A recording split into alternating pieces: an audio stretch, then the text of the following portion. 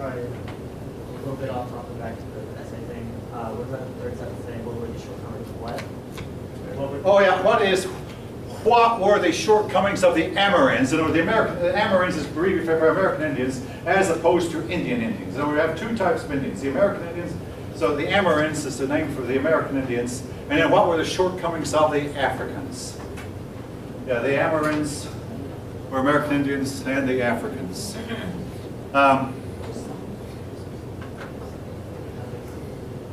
Fine.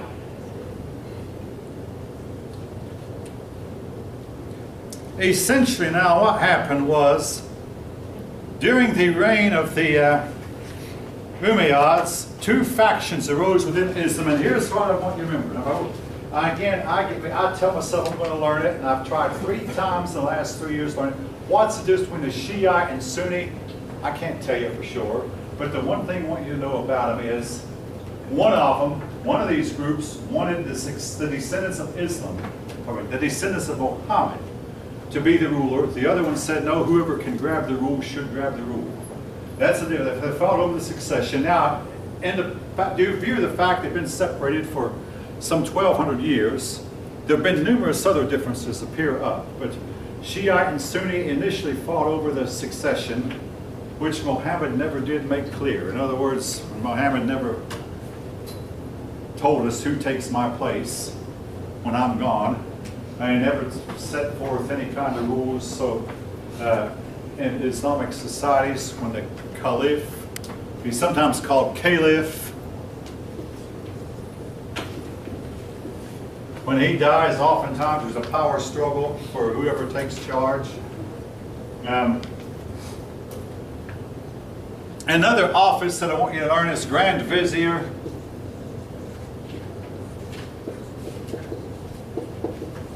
He's the prime minister. Now, he's the number 2 man. The Caliph being number 1, Grand Vizier being number 2. And I want to tell you something, folks. A lot of times in a society like that, absolute society, the Grand Vizier is a man who does more than the actual man in charge.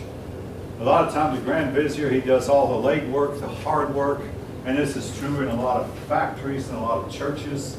The person who's number 2, you might say he's carrying out the order, but if you want to get something done, sometimes you better off you see this person.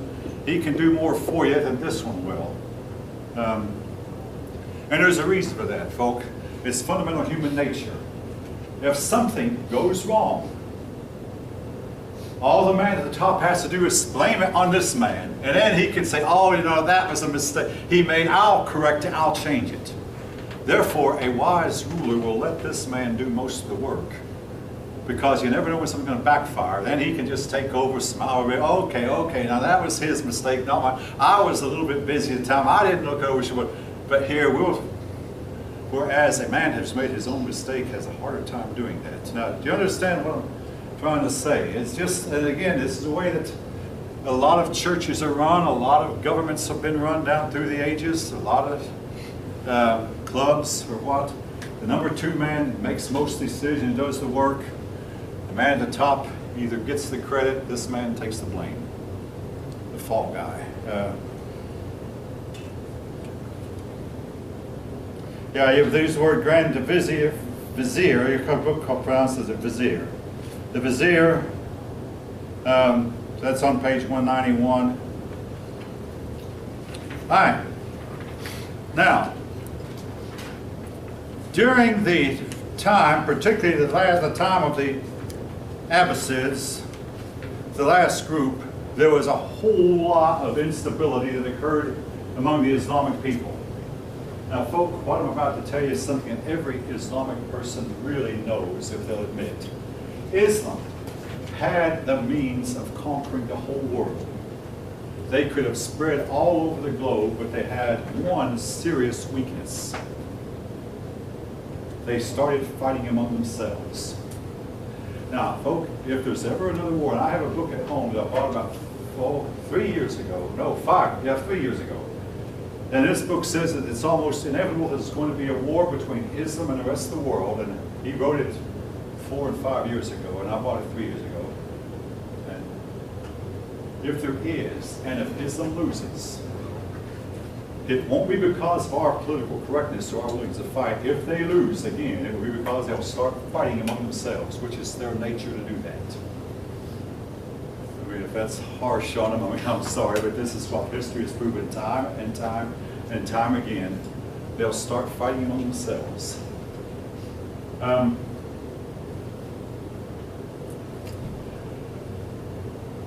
Anyway, while they were busy starting a fight, their system of rule tended to go downhill. However,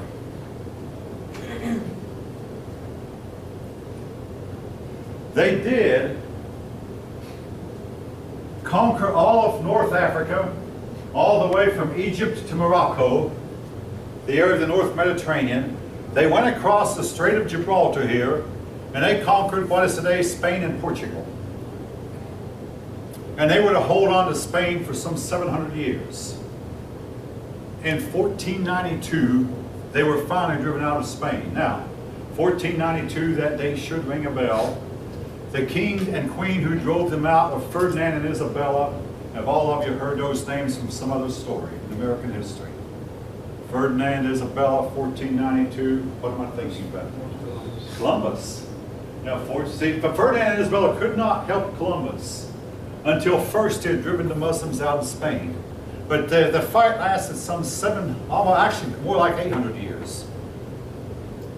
Now, once the Muslims had taken over Spain, they were going to enclose Europe from two sides. From the west, they were going to come in from Spain and get Europe.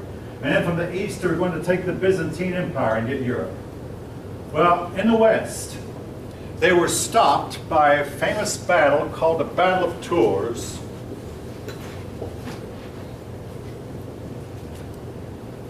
Now, some 70 or 80 years ago, there was a book written, I think I told you this, called The 10 Most Decisive Battles of the World. The Battle of Tours was one of those. The Battle of Adrianople was another. The Battle of Salamis in Greek history was another. Some battles that supposedly changed the course of world history. The Battle of Tours is credited with stopping the Muslim advance into Europe. They got Spain, and they got no farther. Now, the man who led the army that defeated them, and we're going to see this man's name later, was Charles Martel. He was like the prime minister of France at the time, not the king.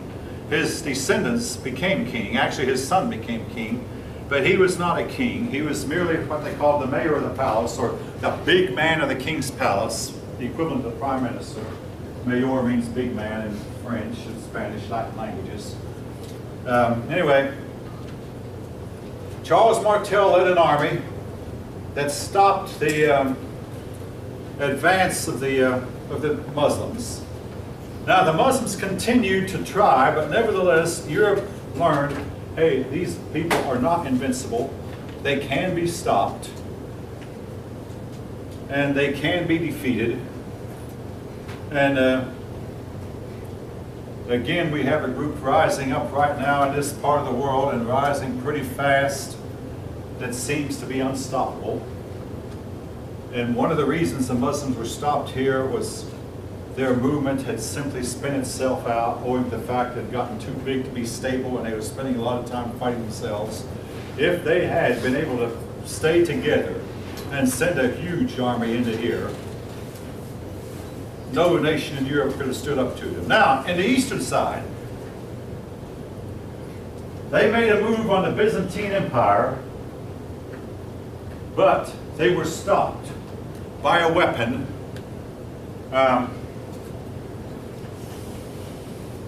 called Greek fire.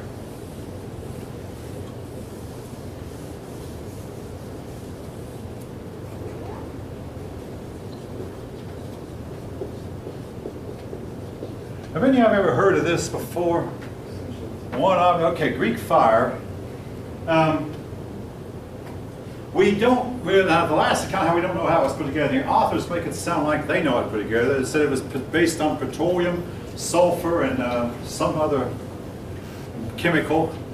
The rumor has it that with Greek fire could not be extinguished, that once it started to burn something, the thing it was burning was doomed. And for instance, if you set a ship on fire, a wooden ship with Greek fire, you could actually see the fire still burning as the ship went under. It would actually burn underwater. And the worst part was a sailor would see his ship on fire and reach for the nearest bucket and grab some water and throw the water on the fire, and this spread the fire even wider and spread it out even faster. Worst thing you could have done. The only thing you could logically have done was simply either grabbed a lifeboat or jumped overboard and swam away from the fire as fast as they could. But anyway, Greek fire was so effective that if your book says something like 100 Muslim ships that went to battle against the Byzantine Navy, only about 1 or 2 escaped. And the Muslims lost more than about 99% of their entire navy in that fight. We don't quite know the secret to Greek fire, and I would have to say that the secret was passed down from old man to younger man, but sometimes the secret appears to have been lost. Then rediscovered, and at one point it's known that an Arab man had the secret, but even he guarded it carefully and jealously. And eventually, the last person who knew it died, and we don't know the secret. As far as we know, it was never written down. There have been persons who said Greek fire really was just another name for a dirty A-bomb, a dirty bomb, which would explain why it would still be flaming even as it went under the water. Nevertheless, it was the weapon that stopped the Muslim advance, at least temporarily. So the Muslims were not able to take Europe. Now, eventually, they conquered the Byzantine Empire and went on in and conquered Greece, Bulgaria, and made inroads into Albania and Yugoslavia. And that's still important today because this part of the world has been in turmoil because of their presence. But that was eventually. Now, something else that happened we're going to get into in chapter 12. The church at this time began to split. They split, got back together. To make a long story short, they finally split in two. This church became known as the Eastern Orthodox Church, and it became prominent in what is today Russia, Turkey, and Greece and Yugoslavia, this region here, Eastern Orthodox. And this part became Roman Catholic. They called it Western and Eastern. These churches are still split to this day. Orthodox Catholic, Roman Catholic. They're trying to make some amends, but they've been split for more than 1,000 years now.